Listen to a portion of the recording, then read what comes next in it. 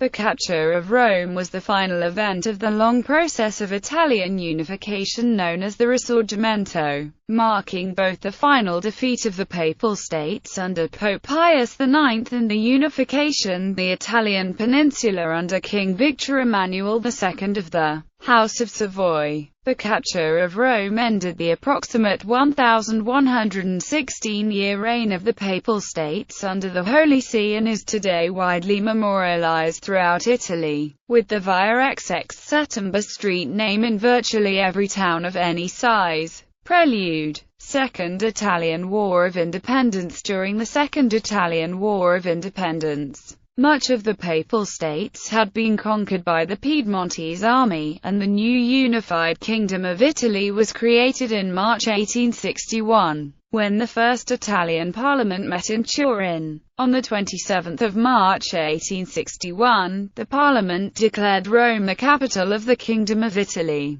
However, the Italian government could not take its seat in Rome because it did not control the territory. In addition, a French garrison was maintained in the city by Napoleon III of France in support of Pope Pius IX, who was determined not to hand over temporal power in the state of the Church. In July 1870, at the very last moment of the Church's rule over Rome, the First Vatican Council was held in the city, affirming the doctrine of papal infallibility. Franco-Prussian War. In July 1870, the Franco-Prussian War began. In early August, Napoleon III recalled his garrison from Rome. The French not only needed the troops to defend their homeland, Prussian diplomats were actively trying to convince Italy to join the war, so there was real concern that Italy might use the French presence in Rome as a pretext to go to war with France. In the earlier Austro-Prussian War, Italy had allied with Prussia, and Italian public opinion favored the Prussian side at the start of the war. The removal of the French garrison eased tensions between Italy and France. Italy remained neutral in the Franco-Prussian War. With the French garrison gone, widespread public demonstrations demanded that the Italian government take Rome. But Rome remained under French protection on paper, therefore an attack would still have been regarded as an act of war against the French Empire.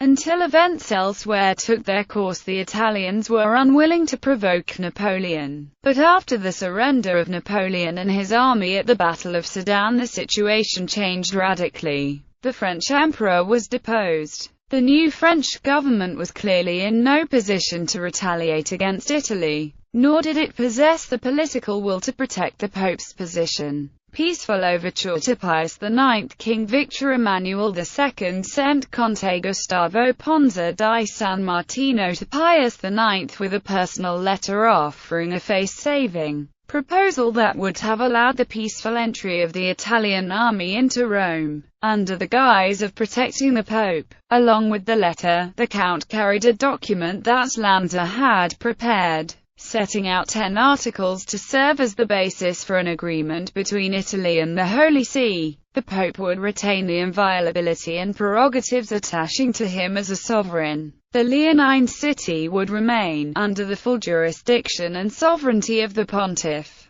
The Italian state would guarantee the Pope's freedom to communicate with the Catholic world, as well as diplomatic immunity both for the nuncios and envoys in foreign lands and for the foreign diplomats at the Holy See. The government would supply a permanent annual fund for the Pope and the cardinals, equal to the amount currently assigned to them by the budget of the pontifical state, and would assume all papal civil servants and soldiers onto the state payroll, with full pensions as long as they were Italian. According to Raffaele de Cesare, the Pope's reception of San Martino, the 10th of September 1870, was unfriendly. Pius IX allowed violent outbursts to escape him. Throwing the king's letter upon the table, he exclaimed, "Fine loyalty! You are all a set of vipers, of whited sepulchres, and wanting in faith." He was perhaps alluding to other letters received from the king. After growing calmer, he exclaimed, "I am no prophet, nor son of a prophet, but I tell you, you will never enter Rome." San Martino was so mortified that he left the next day. Pius IX flees Rome. Several times during his pontificate, Pius IX considered leaving Rome. Early during his papacy, secretive citizen organizations sprung up across Rome and advocated for the establishment of a popularly elected constitutional Italian government, the entire removal of the ministry from positions of temporal governmental authority, and for the immediate declaration of war against Austria for maintaining its foreign military occupation force in Italy. February 8, 1848, large, organized street riots against the temporal rule by the Papal States began, and by March 14,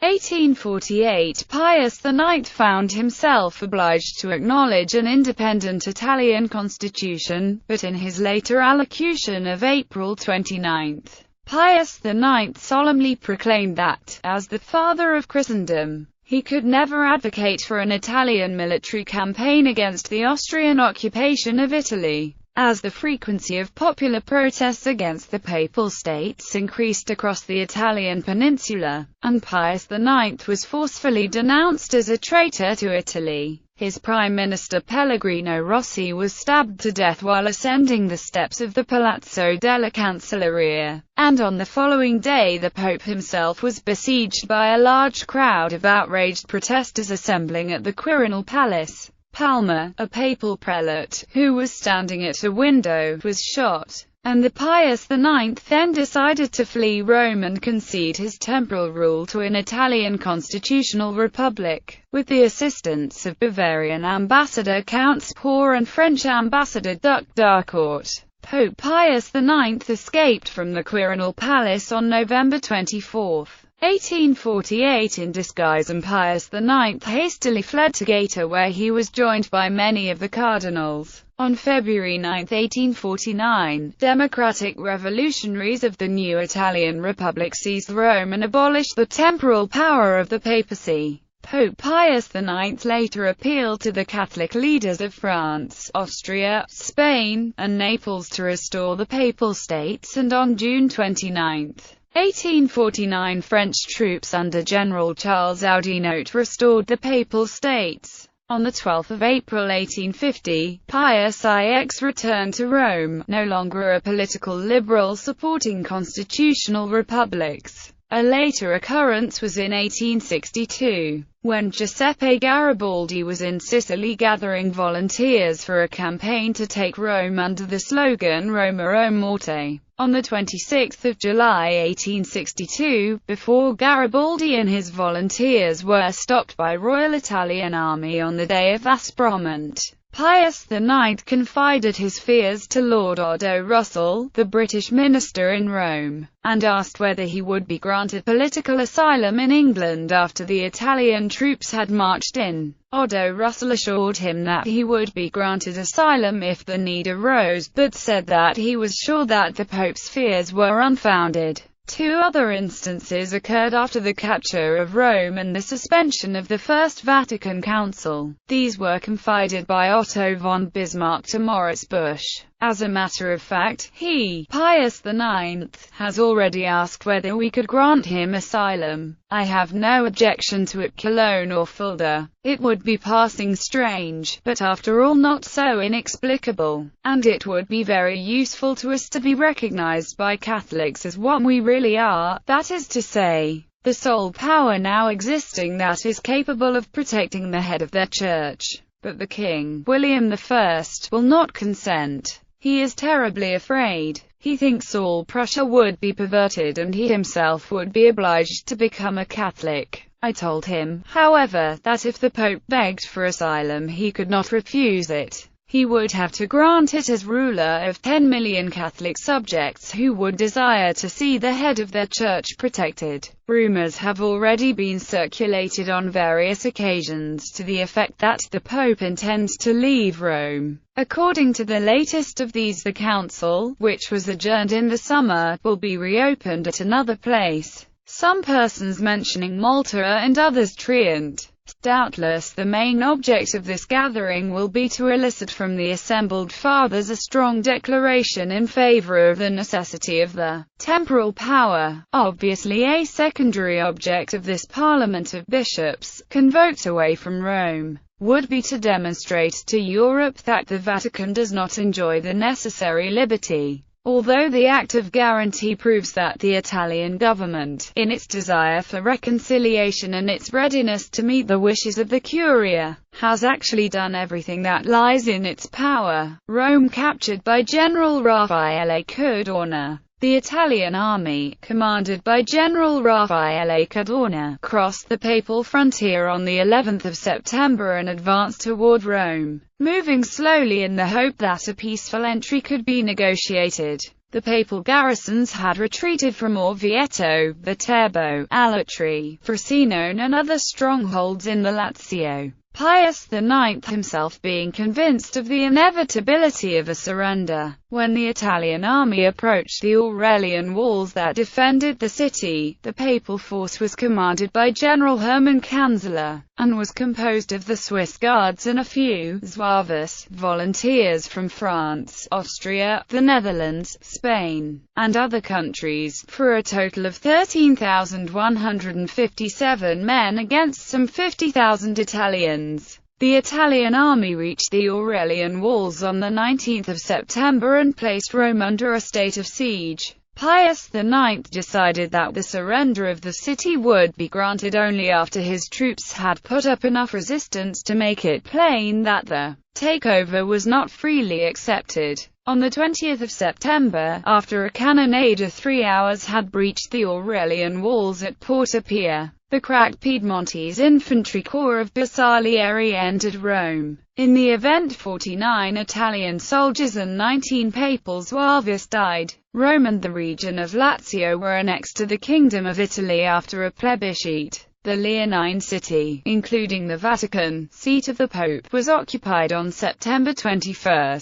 The Via Pia, the road departing from Porta Pia, was rechristened Via XX Settember. Subsequently, in numerous Italian cities the name Venti Settember was given to the main road leading to the local cathedral. Writer Edmund Hieronymus took part in the capture of Rome as an officer in the Italian army. Roman question. Mussolini's Lateran Pacts. During the unification of Italy in the mid-19th century, the Papal States resisted incorporation into the new nation, even as all the other Italian countries, except for San Marino, joined it. Camillo Cava's dream of proclaiming the Kingdom of Italy from the steps of St. Peter's Basilica did not come to pass. The nascent Kingdom of Italy invaded and occupied Romagna in 1860, leaving only Latium in the Pope's domains. Latium, including Rome itself, was annexed during the 1870 capture of Rome. For the following 60 years, relations between the papacy and the Italian government were hostile, and the status of the Pope became known as the Roman Question. Negotiations for the settlement of the Roman Question began in 1926 between the government of Italy and the Holy See, and culminated in the agreements of the Lateran Pacts, signed, the treaty says, for King Victor Emmanuel III of Italy by Benito Mussolini, Prime Minister and Head of Government, and for Pope Pius XI by Pietro Gasparri, Cardinal Secretary of State, on February 11, 1929. The agreements were signed in the Lateran Palace, hence the name by which they are known, and ending with the Lateran Treaty of 1929, where the Holy See renounced its claims over most of the city of Rome in return for Italy's recognition of the Vatican State. On 20 September 2000, an item in the Catholic publication Avenir stated, Chanel 1970, proprio il 20 settembre, Paolo Vian via Porta Pia il Cardinal Vicario, Angelo dell'Acqua, a celebrare il significato provvidenziale di quella pedita del potere temporale. Da allora, almeno da allora, e ogni festa cattolica, Porta Pia Transl, that in 1970, precisely on the 20th of September 1970, Pope Paul VI sent Cardinal Angelo Dell'Acqua, his vicar for Rome, to Porta Pia to celebrate the providential significance of the loss of the temporal power. Since then, at least since then, Porta Pia has also been a Catholic celebration.